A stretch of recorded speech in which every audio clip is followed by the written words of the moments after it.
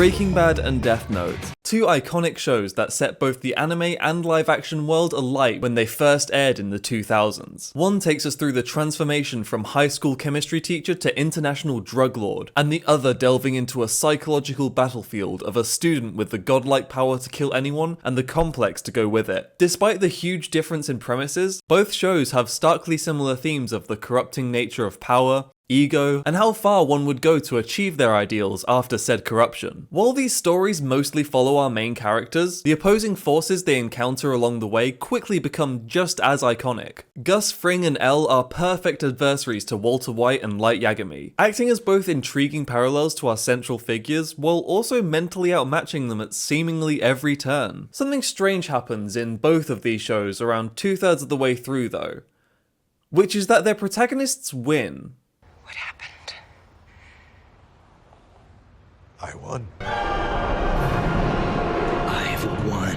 These aren't small victories either. They feel like the end to their respective stories. Elle vs. Light was Death Note from episode 2 onwards, and while Gus was only properly introduced as a villain in season 3, he quickly becomes the main antagonist of the entire series. And by the time we reach their deaths, it becomes hard to imagine how either show could possibly carry on without the presence of these characters. Hell, with Breaking Bad, they didn't know if it would continue. The last episode of season 4, Face Off, was written to be a series finale as well, since it was unclear if it would get renewed for a 5th. Death Note also feels like it was made to end at episode 25. Everything was wrapped up pretty neatly, and the fan consensus seems to be that it would have made for a more satisfying ending and definitely a neater package as a whole. So, where do both these shows go after these seemingly conclusive victories? Well, the answer to that question is somewhere stupid. Season 5 of Breaking Bad and Part 2 of Death Note are eerily similar, not just because they both continue a story after its main conflict has been dealt with, but because they also go completely bonkers doolally off the wall insane. New characters are introduced that shake up the status quo. Our main leads become even more turbulent than they were before. And in general, both these shows just get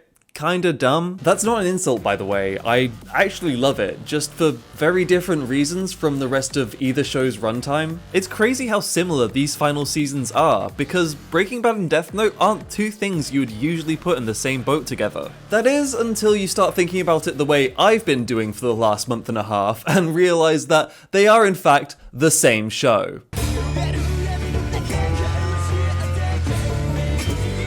Okay, so before I go about comparing how each of these shows' final seasons play out, I want to just generally talk about how close these two shows actually are, because the more I thought out the concept for this video, the more similarities I noticed. Starting off with their leading men, Walter White and Light Yagami are protagonists cut from the same cloth. Both academic geniuses who manipulate, murder, and generally cause misery for every single person they come into contact with. They do this with the self-righteous notion in their head that it's all for the greater good, adopting alter egos to enact this fantasy. One committing crime and the other, well, also committing crime, but under the guise of punishing criminals himself. Admittedly, Walt has a more gradual descent into the epic divorce man he becomes in season 5, but both of them were absolutely just waiting for an excuse to get funky with it, is the best way I guess you could describe their transformations. Light and Walt are also very similar with how they treat the game that they find themselves in. Their egos and detachment from the atrocities they commit are different from every other character in their respective shows. Light loves the back and forth he has with Elle. At some point in the series, he kind of starts living for it. Like, he gets so hyped at the end of episode 9 about the epic battle of wits that's about to take place between them. And about 2/5 of the way through, when he thinks he's won, he's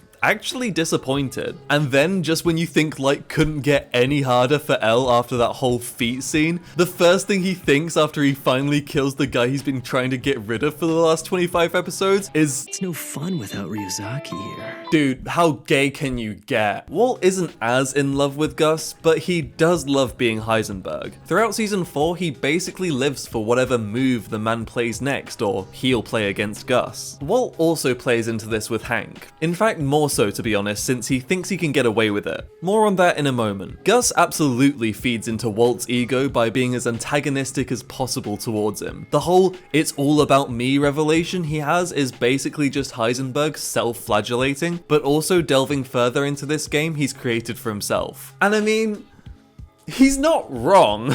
They both adore being the center of their own worlds, having everyone bend around their actions. And this ego is also what leads to their downfalls. I think the key difference between these characters is that Light only has two things to lose: his life and his death note, while Walt has a family and people to support. It's interesting how Walt's personal stakes are higher than Light's despite the intensity of Light's crimes. And sure, Light cares for his family, but is in no way above using them. It didn't catch me too off guard when he contemplated killing Sayu. That's his sister if you couldn't remember her. I sure didn't remember anything about her other than like the fact she's in a wheelchair at some point. So what else is similar between BB and DN? Well, let me get up the list. They both follow two nerds who are given way more power than they ever should have been, both of which have hot blonde wives who fans despise, only one of which is justified, mind you. Skylar White haters, come at me. They also have family in the police who are actively looking for them, yet they must work with while also avoiding being caught. And both shows have cute men in suits who I can only describe as oh so baby girl. Oh, and they both die at the end. You could say that the main antagonist of Breaking Bad is Hank, not Gus. I disagree with that though, not just because it would ruin the entire premise of this video, but because I see Hank way more like Soichiro Yagami instead. L versus Light is a battle of the minds, with the probably smarter one losing just due to the fact of how much of a bastard loose cannon the other one is. Just like Gus and Walt, somewhat intellectual equals who by season 4 are just out to get each other killed. But before then, it's still a battle of minds, just on getting Walt to cook again. Hank is more of an obstacle than anything. Also, he's really stupid. It was never Walt versus Hank, not until the last few episodes of season 5. Before then, he was just another piece in the game, exactly like Light's father. Breaking Bad is just really anime in general though, and I think that's partially why so many people adore it. Like, this show is camp. You might not think so going into it just because of its gritty subject matter, but compared to other crime dramas, the series has a certain flair and fun energy to it that really reminds me of my Japanese cartoons. All the characters are larger than life, and the action feels super exaggerated and over the top, even before its final season. I kind of realized this after watching Better Call Saul and finding it a lot more down to earth, shall we say. Just as an aside, I really like Lalo because he feels like a Breaking Bad character inside of Better Call Saul, if that makes any sense. I think Breaking Bad gets away with being mass appeal despite how camp it is because of what it's about. Like, you describe the basic premise of the plot to someone and they'd think, wow, this is quite a grim show, must be kind of a downer. And then 50 episodes later, it's opening on a dubstep montage of cars from 3 years in the future.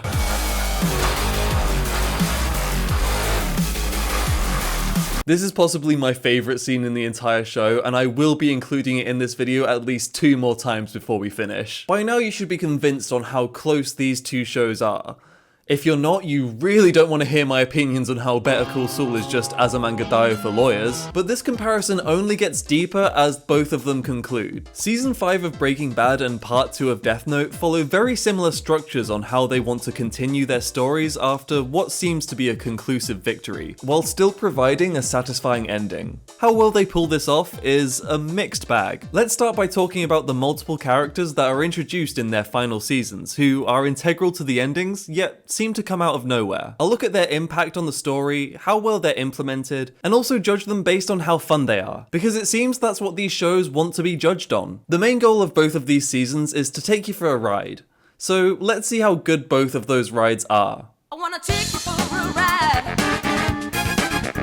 I wanna take you for a ride. I think the most controversial character out of this entire list would probably be Near. A lot of people do not like this dude, and I can kinda see why. But to be fair, he got a really bum deal with the shoes he had to fill, because you can't talk about Near without talking about L. He is the successor after all, and comparisons are naturally gonna occur. I think as a replacement, he does a decent job. The first part of Death Note revolved around the mental battle between Light and L. It was great seeing these two have insane inner monologues over the most mundane crap, because one slip up could expose Kira instantly. Due to the fact that Near is in America and also L is dead, the mind games could never be as intimate between Light and N. Sadly, nobody is playing tennis with each other, but they're still fun to watch. Near is a lot more confrontational, callous, and snarky than his predecessor, willing to sacrifice more in order to catch Kira, and having Not a bigger ego, but certainly more outwardly cocky one while still emulating L's methods and mannerisms. Whenever he backs Light into a corner, he really likes it. And while for people still mourning L that might come off as annoying and almost disrespectful to him, I found it really entertaining seeing this little shit just ruin Light's day by chipping away at the cracks. It's funny because I think Light feels the same way a lot of the audience do their first time watching, because he's also mourning L. Near, you're far inferior to L. You have no right to be wearing a mask of L. I absolutely had newfound appreciation for Nier my second time watching. I was able to take his character for what it was and the purpose he serves in the greater story that Part 2 wants to tell, because Nier is not the only new antagonist that Death Note introduces after L. If he was the familiar yet different replacement to keep the status quo of the show running, then Mello is the loose cannon that's there to shake things up. I love Mello. I think he's so fun and a great addition to Death Note's cast. Being the odd one out bad boy who don't play by nobody's rules, he's there to be the antithesis of L, doing whatever he can to catch Kira, whether that involves kidnapping, murder, kidnapping again. The situations he puts Light and the rest of the task force in are probably highlights of the entire part. In fact, I'm just gonna say it, he's absolutely the best new character that either of these last seasons introduce. It's just a shame then how the anime kind of forgets his existence in order to focus on these two goobers for a bunch of episodes before bringing him in as little more than a plot device to kill off Kiyomi and himself. It's sad because he was such a good spanner in the works to the entire dynamic of the show, and creates some really fun and interesting scenarios as a result. He's my favorite addition to the show, but also probably the most misused after his initial stint of crimes. The fact that he's also a third party to the seemingly two-way battle between N and Light means he can antagonize both without it seeming contrived. I just wish he was treated better by the story itself. Oh, also I like his little chocolate thing. It's cool how they split the mannerisms of L between his two prodigies. Incredibly on the nose?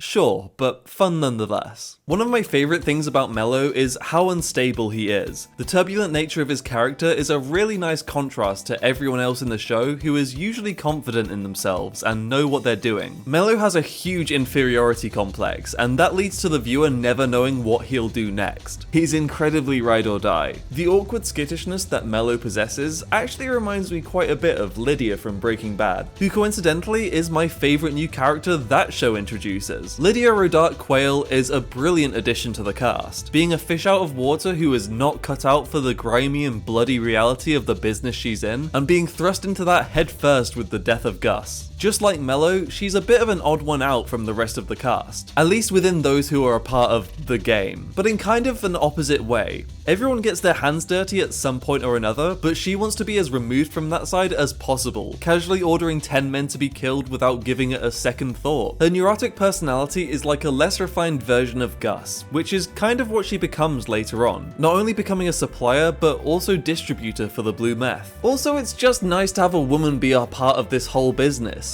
We love a girl boss making her way in male-dominated industries. The way her character fleshes out the lore of Gus's distribution empire is brilliant. Just her existence helps the viewer appreciate the scope and intricacy of the whole operation. Often, it's easy to overlook things in TV like, where did they get all this equipment from and who supplies the methylamine? Lydia's character, and Madrigal in general, not only pulls back the curtain on this, but also adds a whole other layer to Fring's death. Every action in Breaking Bad has consequences that the main characters must deal with, and what I like about the first half of season 5 is how it tackles the aftermath of the biggest mogul in the meth world just getting blown up. She's a good neutral third party who only cares about herself and daughter, willing to change sides to suit her needs at any given time. Her relationship with Todd being a great example of the manipulation she performs to get her way. And speaking of the boy, Todd is a weird one. Introduced as a seemingly innocuous young guy there just to help out, he quickly becomes a main character after the train heist ends with,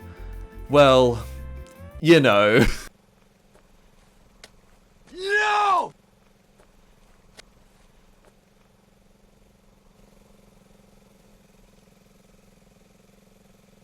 No! No!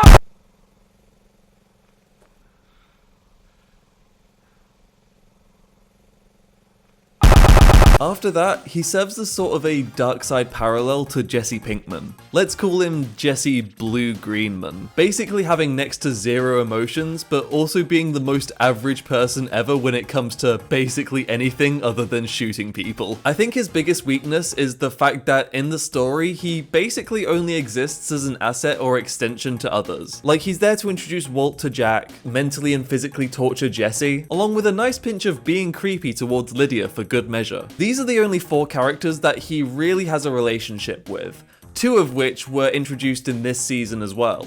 So, what do I like about him? Well, first of all, Jesse Plemons plays the role brilliantly. This can be said for pretty much every actor in Breaking Bad, so it doesn't really stand out here, but I wanted to give this one specific credit because it's so easy to get this type of character catastrophically wrong. The performance has to convey little to no emotion or understanding, surrounded by characters with the opposite, all while not being incredibly corny. It's gotta be difficult. I also enjoy the little touches of characterization he has that show his childlike qualities. I wouldn't call it innocence, it's more a lack of understanding of human emotion. Things like the custom ringtones he sets for different contacts, or the fact that he kept and looked after Drew Sharp's tarantula after killing him, make the character both that more interesting and unnerving, because that movie really helps ground one of the wackier plot points of season 5. I think his character works a whole lot better when the tone of the show isn't as batshit crazy as it gets towards the end of season 5, but we'll talk about that whole ordeal later. Terry Mikami is a fun little guy who was introduced pretty damn late into Death Note's story. His purpose being a lackey to Light, along with showing the personal impact that Kira has had on certain people. He's also an absolute freak and super entertaining to watch. His one personality quirk is the whole delete delete delete thing, and it's good.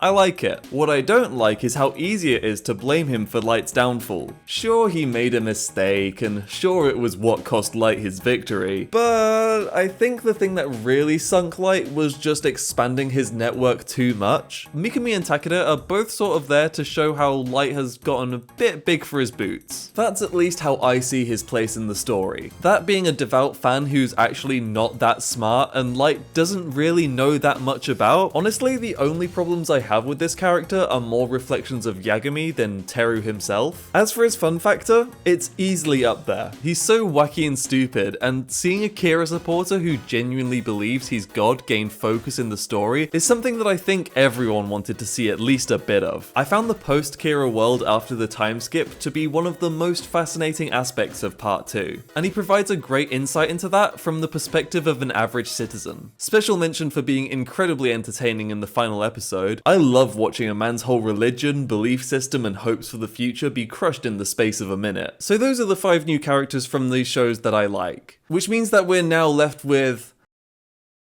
the other 2.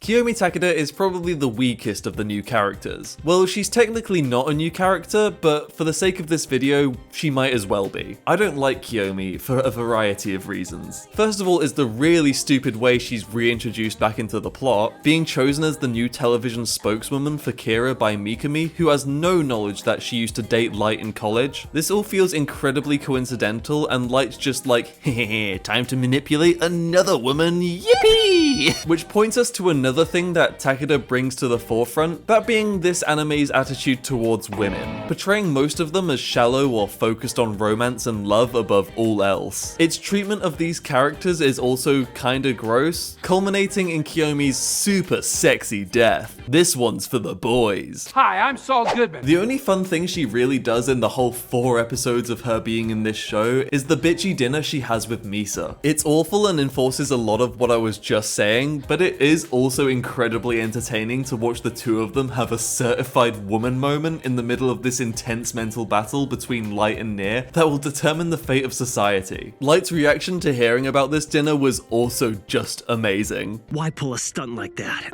No, Takeda, you're just as bad. Why are women like this?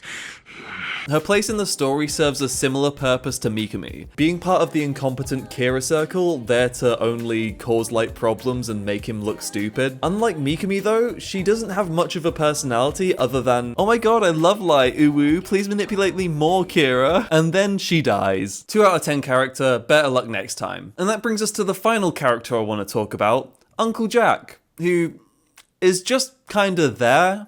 Honestly, I don't have much to say about this guy, because he's not exactly complex. His main purpose in the story is as a freelance hitman for Walt, while showing how far he's fallen because of Jack's political alignments, shall we say. Unfortunately, this kind of falls flat just because of all the heinous crap Heisenberg has already done by that point. Oh no, he's associating with Nazis now? He literally poisoned a child. Sadly, Nazis are kinda hard to write as interesting characters because they're just pure evil, so like, what can you do with that? Breaking Bad answers this question by making him the primary villain for the last few episodes. It feels like this was done to sort of have a big bad worse than Walter White so the show could end on an explosive victory. It's weird. I'm not sure how to feel about it, even now. He's kind of fun to watch though, just because of how awful he is. You love to hate him, but he doesn't get much screen time anyway and stays even further separated from the rest of the cast than Todd, so he feels incredibly shallow the whole season. Breaking Bad doesn't try to create a brand new antagonist, at least not till the very end,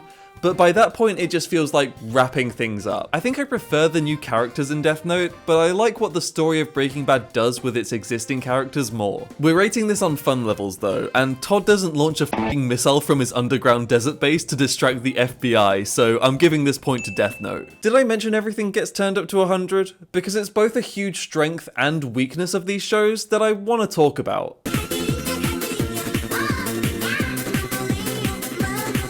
So a big thing I experienced as Breaking Bad Season 5 progressed onwards was this sense of dissonance from the show. It was suddenly a lot harder to take things seriously, and in some instances felt almost parody-like. The best example I could give of this was seeing the opening for the train heist episode and going, well, that kid's dead. Because it's a non-family child in Breaking Bad, of course he's gonna die or at least have something horrible happen to him. This struggle to take tragedy seriously affects Death Note Part 2 just as bad, if not more so. Like, Naomi's death is fantastic. That whole episode is just brilliant. Over the course of 22 minutes, it makes the viewer, who is usually expected to root for Light at this stage of the show, turn around and want to shout at the screen for this poor woman to run as fast as she can. And that gut punch of an ending is one of my highlights of the whole anime. In part 2, Light's sister gets kidnapped, and in the next episode we see her in a wheelchair suffering from shock, and it's never brought up again, nor is it explained what happened or how. I mean, I know what happened, but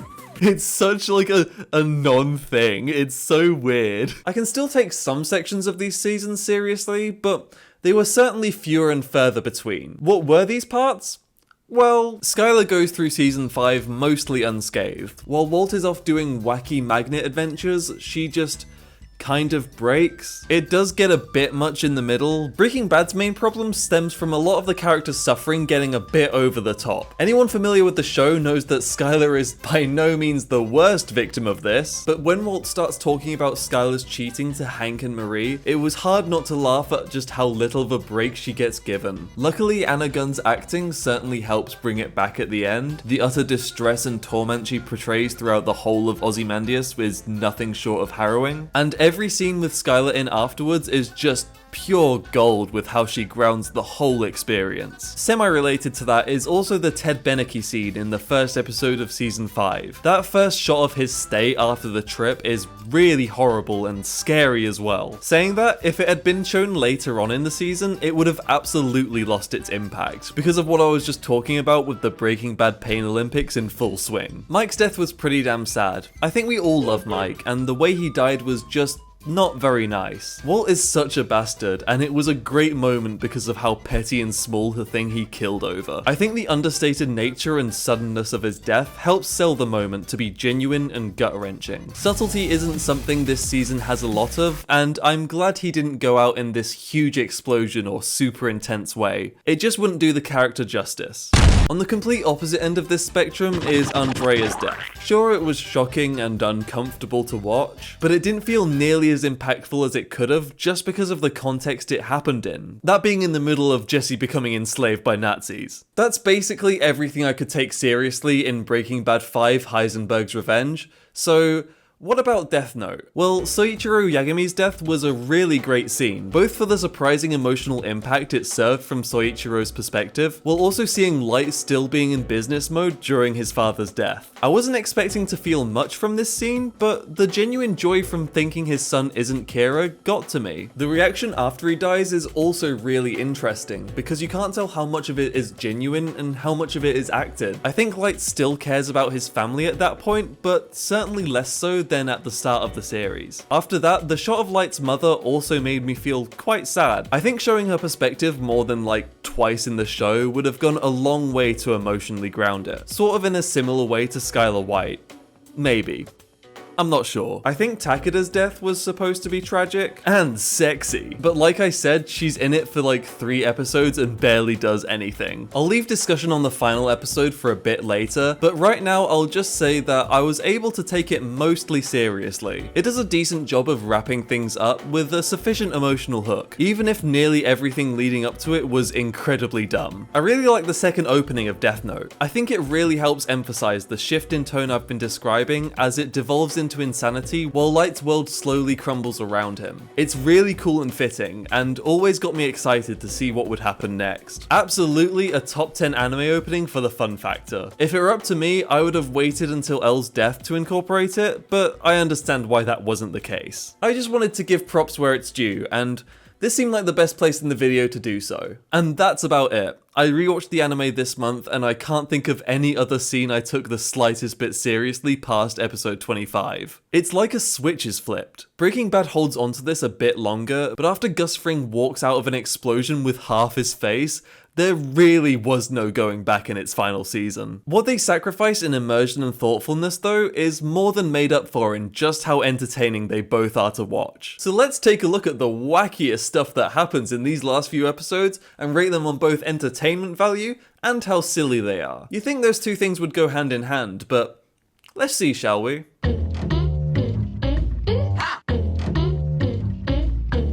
There's a lot of stupid shit that happens in these shows, but there's no denying the scale and frequency of it skyrockets when we hit those final seasons. And if we discussed everything, we'd be here all day. So I've compiled 4 key moments and plot points from both of them to rate and compare. Starting off with a bang, we've got the magnet operation. This is the first sign of things to come in season 5, in the first episode no less. Here we see one of the most harebrained, dumb, out there, and entertaining ploys that Walt and Jesse come up with, using a magnet to destroy evidence that Gus has left behind. It's a great beginning to the season with a fun premise, interesting consequences, and most importantly, stupid as all hell. 7 out of 10 for both entertainment value and silly level. Shifting over to Death Note, the first big event of part 2 is Sayu's kidnapping. This one has to do a bit more, because while it needs to be an interesting scenario to kick off this second part, it also needs to establish Mello as a significant player. I'd say it does both pretty well. Putting Light in a situation with intense personal stakes is always entertaining. Making him genuinely consider the possibility of killing his sister and then not going through with it was a brilliant character moment. It's still kind of stupid though with the whole mafia base in Nevada.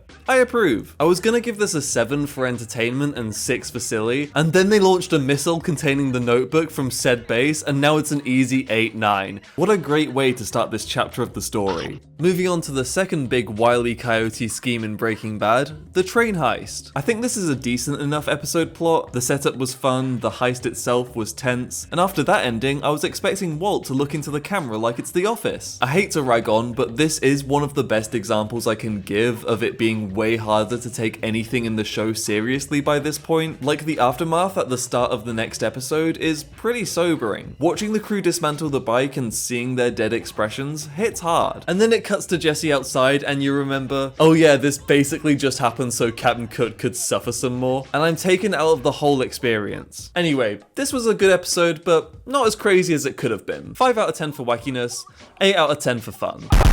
Let's stay with Bruba a bit longer while we talk about the prison hits. As far as amping up the awful things Walter Blanco has done, it's utilised fairly effectively.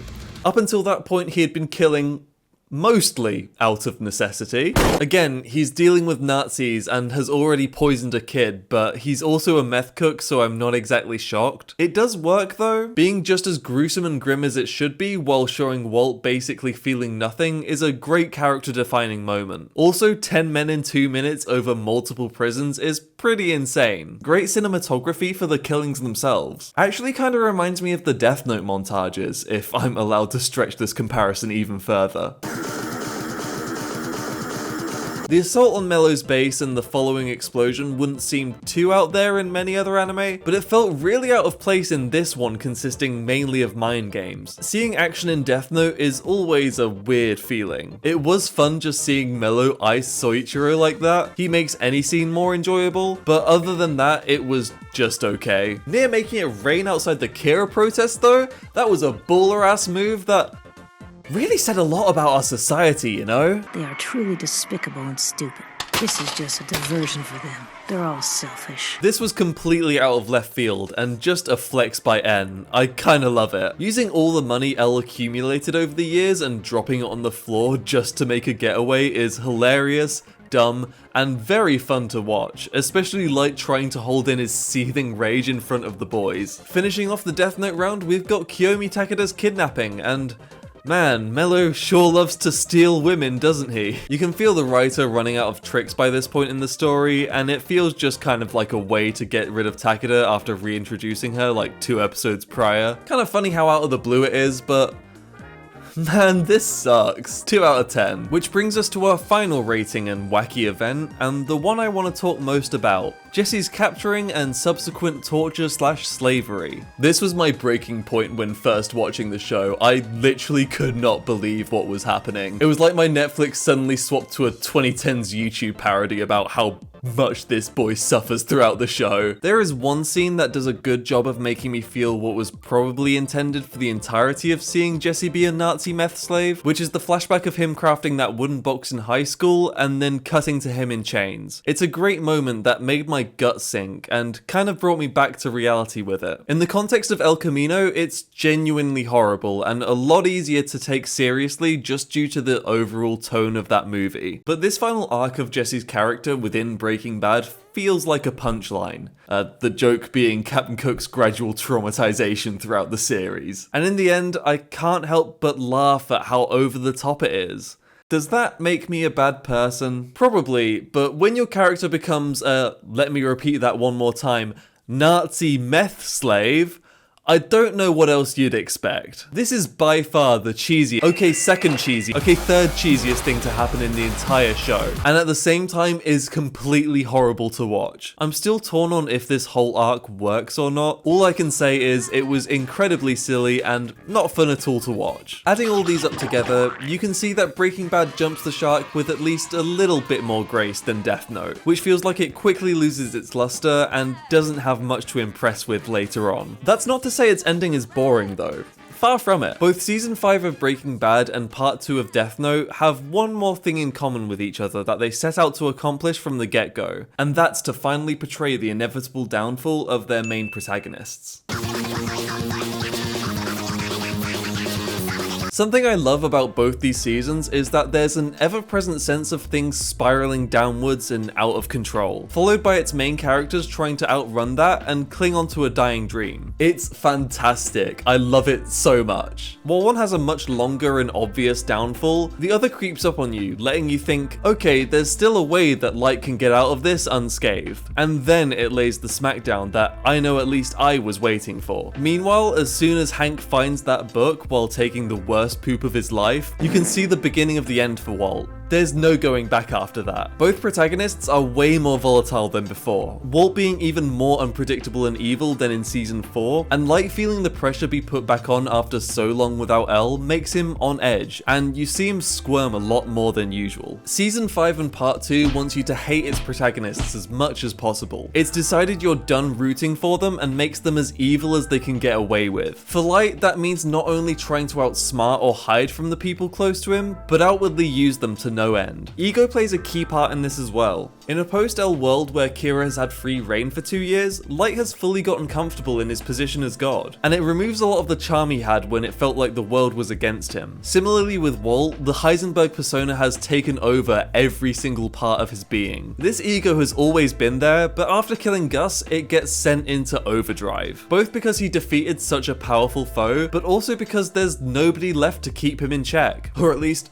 the ones who do don't last very long. He can do anything now, and seemingly nothing can stop him, which is a recipe for chaos. People who say Death Note goes downhill after L's death are certainly right. You can't emulate the chemistry and bond those two had together, but I do think it's exaggerated how much it goes downhill. At least for the first half of part 2, it's still incredibly entertaining, just less in a super intellectual battle of the minds kind of way, and more in a lol what's gonna happen next way. A big criticism of this part is that Light starts to make some really stupid decisions whenever he starts feeling cornered, which is completely unlike what— It's me.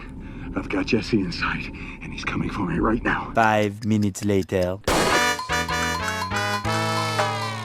The biggest mistake Light made was trusting anyone but himself to carry out Kira's duties. Misa was always more of an obstacle than an accomplice, so it makes sense that when he willingly starts outing himself to other people, his entire operation starts falling apart. And when it does finally all topple down, it truly is a beautiful sight. The final episode of Death Note is spectacular. Watching the hubris of this megalomaniac it's been building up for 36 episodes crumble within a few seconds, the absolute betrayal felt by Matsuda, the mental breaking of Mikami, and the desperate scrambling to avoid the inevitable from Light is just as satisfying as it should be. When talking to people about this anime, even if they hated most of the second part, I've yet to find a person who didn't at least enjoy the complete chaos that is that final episode. It's by no means the best episode, but it's more than a serviceable ending to this story, and by the time those final credits rolled, I was incredibly satisfied with the conclusion to the journey. Breaking Bad's ending takes a different approach. While it has that gut punch takedown of the protagonist, it has not a redemption story, but a comeback for its send-off episode. I think there's a reason the third to last episode, Ozymandias, is widely regarded as one of, if not the best episode of the series. That being the same reason people like Death Note's ending. It's incredibly satisfying to see this awful man's world shatter in front of him. All the consequences of his heinous actions coming to haunt him at once in the most horrible way possible is some of the best television I've ever watched. If the show wrapped up at this episode, it would end on an incredibly similar tone to Death Note actually, right down to the parallel shot of where their journeys originated. This is purely down to my own personal tastes, but I think if the show did wrap up fully with the tone of Ozymandias, I would have preferred the ending to Breaking Bad. But instead we get 2 more episodes, an intermediary one where we see a sort of Darkest Hour type scenario for both Walt and Jesse. I've already talked about Jesse's whole ordeal, but Walt's situation during Granite State is a lot easier to take seriously. It's probably the only time you feel kind of bad for him in this whole season, just because of how pathetic he is. The episode concludes by hyping you up for the finale, which wants to end with a bang and does so sufficiently. Felina does quite a lot right and a few things wrong. My favourite thing it accomplishes is providing closure to Skylar and the viewers with Walt's whole "I did it for the family" shtick. My least favourite thing it does is end on the cheesiest song possible for its final shot. Rewatching it, I was able to appreciate it a bit better,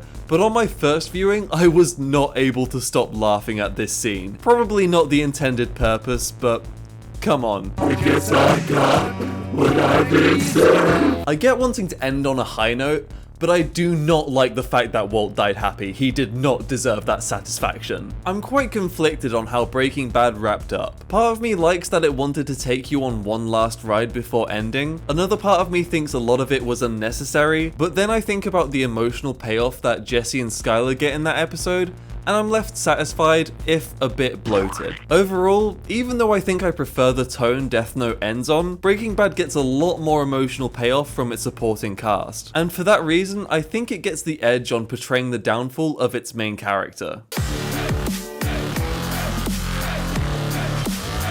These two shows are something else, both some of the best of their respective mediums, even over a decade after their release. I think it's interesting how much in common they have with each other, and I think that can be analysed to see how they became so popular, and also why their final seasons were seen so differently to the rest of their respective stories. But which is better? That's what you all came here to find out, and I promised to deliver. So let's take a look at the data, the facts, the logic. It's Breaking Bad.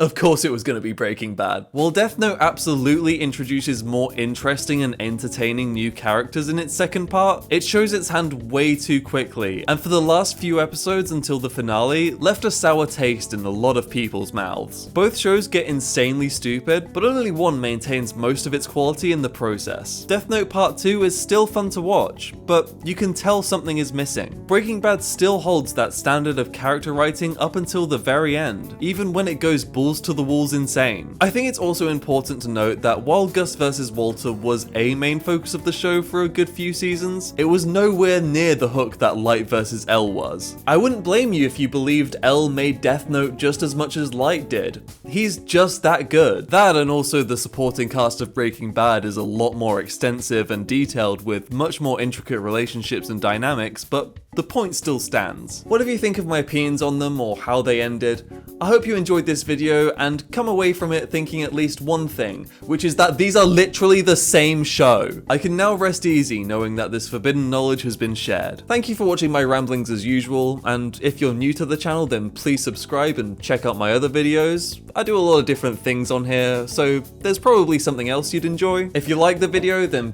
please give it a like and share, and comment down below on your opinions on these two shows.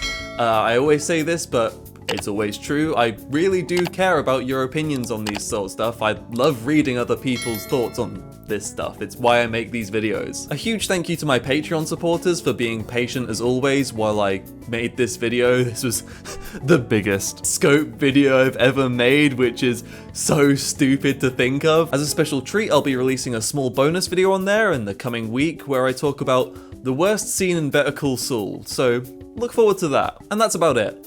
I hope you have a great day, and I'll catch you next time.